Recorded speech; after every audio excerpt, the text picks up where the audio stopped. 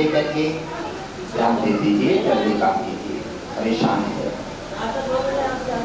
देवता हो दया कीजिए, थोड़ा सा ऐसे जल्दी आज ही जाकर के रात्रि में, आज दिन में तो टाइम नहीं मिलेगा, रात्रि में जाकर के इसका सुधार कर दीजिए और फिर थोड़ा सुधार दे दीजिए, फिर धीरे धीरे आराम हो जाएगा। अरे देवता हो दया कीजिए, विष्णु कृपा बरसेगी, कल्याण होगा। ओम विष्णु हरि नगरवासी नारायण की जय हो। बुद्धदेव इनका नाम सत्येंद्र है, ग्राम 15, जिला बरेली से आए, इनकी तीसरी हाजिरी है। लगातार तुम्हारी समस्या हमने अश्विनी कुमार के रिकॉर्ड में दाखिल कर दी है। जल का सेवन अधिक करें और तुम्हारी समस्या हल होती आ रही है। विष्णु कृपा बरसेगी, कल्याण होगा। ओम विष्णु हरि नगरवासी नारायण की जय हो। भक्त भगवान की जय हो। आज मुझे लगता है मेरे भक्तों में गर्मी की लहर ज्यादा है, क्योंकि भक्त बिल्कुल शांत हो गए हैं।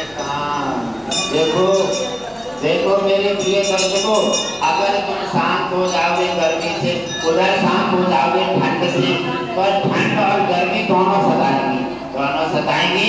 इसलिए ठंड गर्मी कोई भी मौसम हो, भगवान विष्णु का खींच करके नाक का दामन पकड़ो, और सर्दी गर्मी दोनों मौसम इन्हीं के हाथ में। जब तुम इनके हो जाओगे जो तुम्हारे हो जाएंगे, और गर्मी में पसीना में सलाखों हो जाओगे, जब कड़ा बोलोगे, कहेंगे उनको दया आ जाएगी, कहेंगे देखो मेरे भक्त ऐसी भीषण गर्मी में भी मेरे को नहीं छोड़ रहे हैं। और तत्काल पवन देवता को इशारा दे करके और ठंडा कर देंगे, कृपा दृष्टि बरसेगी, कल्याण हो।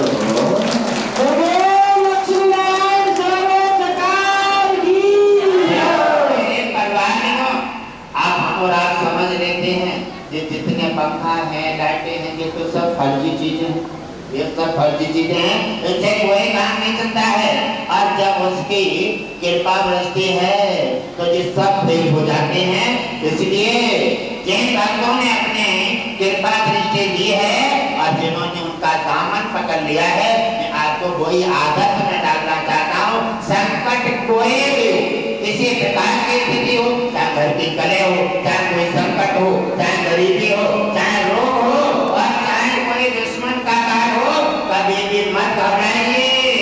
आप अपने विष्णु का दामन करके पकड़ लीजिए, और जब ये संकट आए, परेशानी आए, वहीं पर नाम ध्यान कीजिए, पल नहीं लगेगा, और तब तक तुम्हारे संकट का निवारण कर देगा।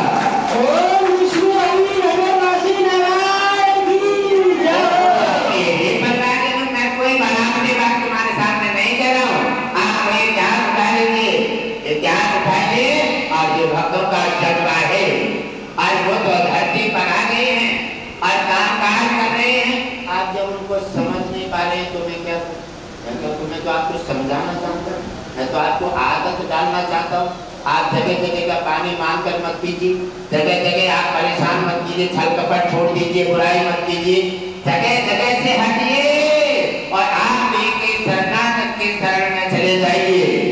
एक ही शरणागत पूरा विश्व का दाता है, जिसके सारे संसार के देवता और पूरा विश्व उसी के अधीन है, और मैं उसी के सहारे करना चाहता हूँ तुम्हें। वो है लक्ष्मी और भगवान विष्णु। आता है, और मैं किसी भूत प्रेत के सहारे तुम्हें नहीं जोड़ रहा हूँ। जो आप किसी से परेशान नहीं हुआ, आपकी परेशानी हल हो, आपका वो दाता है, और आप उसका भरोसा करके उसे हर जगह देखिए। और जंतु में है, खंबे में है, और एक जंतु में शरीर में है, हर जगह जहाँ भी जाइए, और कोई भी तुम्हारे साथ में सही बर्ताव नहीं कर रहा है, आप घबराइए मत, आप घबराइए मत। कह देते हैं कि जगत कोई बार बार कार्य कर रहा है, और वहाँ हम क्या करें, वहाँ पर भगवान विष्णु का भरोसा मत तोड़िए, वो हर जगह आ जाता है। कैसे? गुरुदेव ने आपको बताया था, गुरुदेव ने आपको बताया था कि ये कबूतर वृक्ष पर बैठा है, कबूतर बैठा है, और नीचे से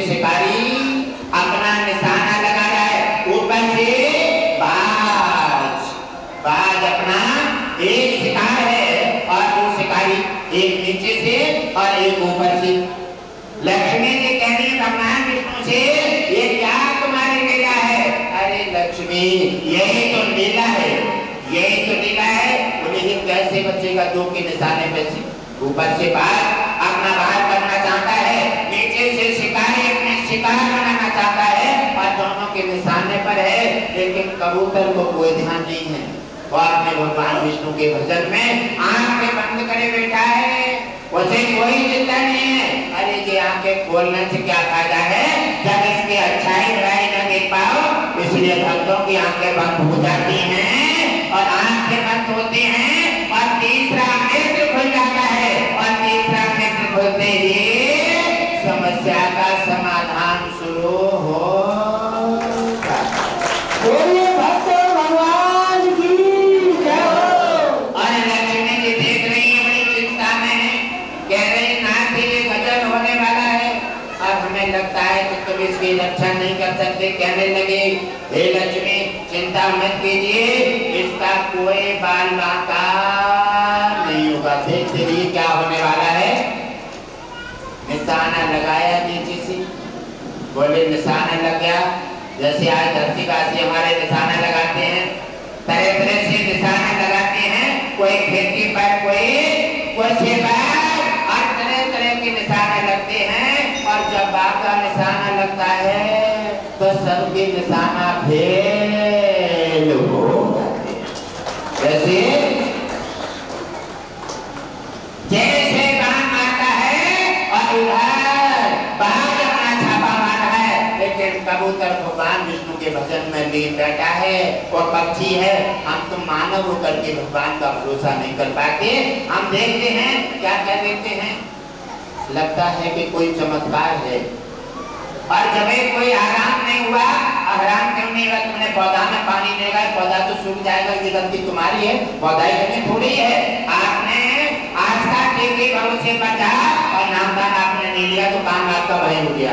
आपने सोचा कि कोई चमत्कार तो था, लेकिन अब लगता है कि कुछ नहीं है। तो ठीक है, आपको लगा कि भगवान है तो तुम्हारा कल्याण शुरू हो गया।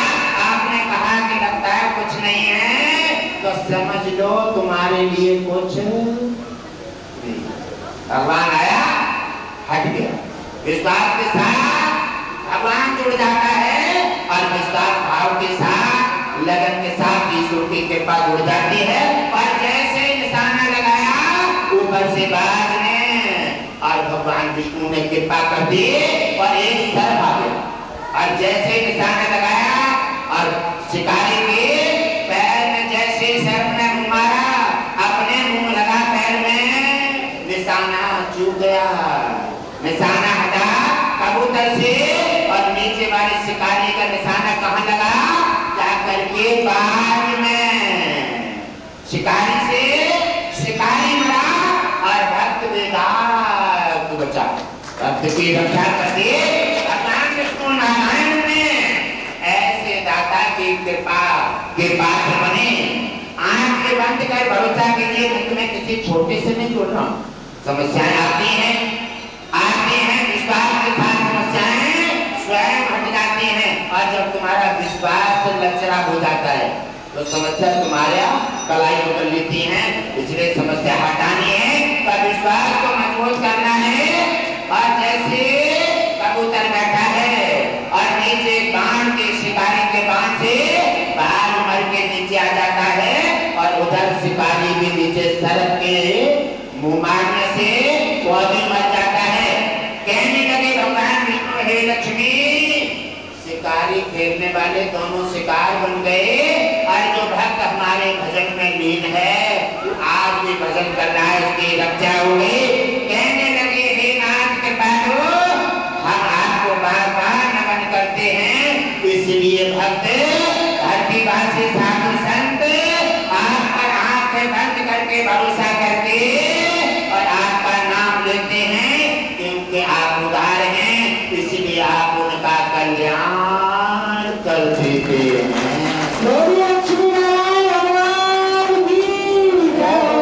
तो ऐसे भगवान विष्णु ने हर जगह भक्तों की रक्षा की है। आपकी भी रक्षा करेंगे और रक्षा के लिए धरती पर आ गए हैं और कई बार आए हैं, अवतार लिए हैं आपकी समस्या हल उद्धार करने के लिए भगवान विष्णु ने मत्स्य अवतार लिया, स्वर्ग का अवतार धारण किया और नाना प्रकार से शिव का रूप धारण में कई अवतार धारण किए हैं, नारी तक बने हैं। उन्होंने कौन सा अवतार छोड़ा है? तुम्हारी रक्षा करने के लिए वो तत्पर धरती पर आए हैं, क्योंकि उन पर भार है भक्तों की रक्षा का। वो अपना कर्तव्य से कभी पीछे नहीं हटते। भक्त अगर अपना कर्तव्य पूरा कर देते हैं तो भगवान विष्णु उनका उद्धार कर देते हैं। बोलिए भक्त वत्सल भगवान की जय। और देखो जंगलों में जाकर के भगवान का भजन करते हैं, साधु संत महापुरुष तपते हैं।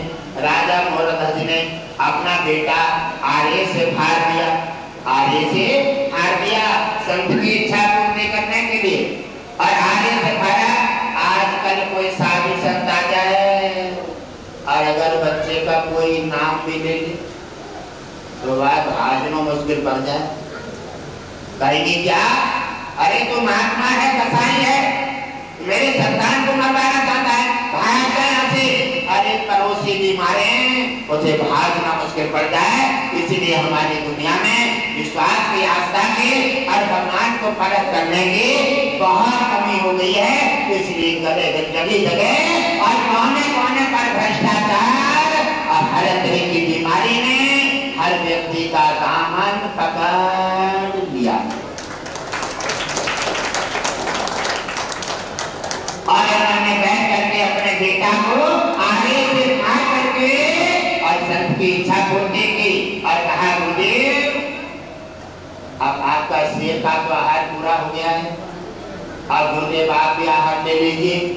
कहने लगे ठीक है, हम तुम्हारी भक्ति से प्रसन्न हैं, आज तुम एक काम कीजिए, अब थाली लगाएंगे। ठीक कहने लगे गुरुदेव आप दो ही तो हैं, तीसरी थाली क्यों लगा रहे हैं? कहने लगे जो मैंने तुम्हें आदेश दिया है गुरुदेव की बातों पर लेकिन परंतु नहीं करते हैं। गुरुदेव ने आदेश दिया है, उस आदेश का पालन कीजिए। ऐसे उन्होंने 3 थाली लगा देते हैं और कहा गुरुदेव ने आप अपने बेटे को आवाज लगाइए। क्या धरतीवासी कोई ऐसा कर सकते हैं? साधु संत महापुरुषों के रूप में भगवान विष्णु बार बार धरा पर आए हैं। आप क्या समझ सकते हैं? आप क्या समझ सकते हैं? आपको दिखते हैं कि गब्बर काशी जी हैं, और ये तो स्टेशन है दरबार के द्वार पर, जहाँ में कितने महापुरुष और सभी संत देवता आते हैं जाते हैं। इसलिए गुरुदेव का तरह तरह के चेहरे बदलते रहते हैं, कभी जोश में होंगे तो कभी एकदम मुलायम होंगे। जैसा व्यक्ति प्रवेश कर जाता है और वैसे ही बदल जाते हैं। इसलिए तरह तरह के रूपों में महापुरुषों में भगवान विष्णु ने अलग अलग रूप धारण किए हैं। और उन्होंने आवाज लगाई, बेटा जीवित हो गया और जीवित होकर के आ जाता है। वो यहाँ के खास रखे थे किचन में और जीवित हो गए। उन माता पिता की खुशी के मारे बेशुमार प्रसन्न है और गुरुदेव के चरणों में गिर गई। कहने लगी नाथ आपसे बड़ा आवाज और कोई भगवान कहाँ हो सकता है? आपने कितनी अनपढ़ कृपा परीक्षा लेकर के और हमने अपनी परीक्षा का कार्य कर दिया और आपने वो काम किया है जो भगवान नहीं कर सकता। इसलिए हे गुरुदेव आप तो कितने उदार हैं। कहने लगे देवी इस समय ये बातें करने का समय नहीं है। अरे पुत्र तुम्हारा भूखा है और खाना परसिए। दोनों पुरुष महात्माओं ने और उनके पुत्र ने बैठ करके खाना खाया और उसके बाद चले। कहने लगे हे भक्त मैं प्रसन्न हूँ और वरदान न हो। कहने लगे गुरुदेव आपसे ज्यादा हम क्या जान सकते हैं? तो उन्होंने कहा जाओ हम तुम्हें वरदान देते हैं, पृथ्वी आकाश जब तक रहेगा तब तक तुम्हारा नाम इतिहासों में अजर अमर हो जाए। भगवान की जय हो। संत महापुरुषों के मुखारबिंद से कथा रामायण में तुम्हारी कथा बड़े आदर के साथ भक्तों के लिए सुनाएंगे और भक्तों की शिरडी में आपका नाम बड़े आदर और बड़े सम्मान से लिया जाएगा। बड़े बड़े महापुरुष और संत तुम्हारी भाव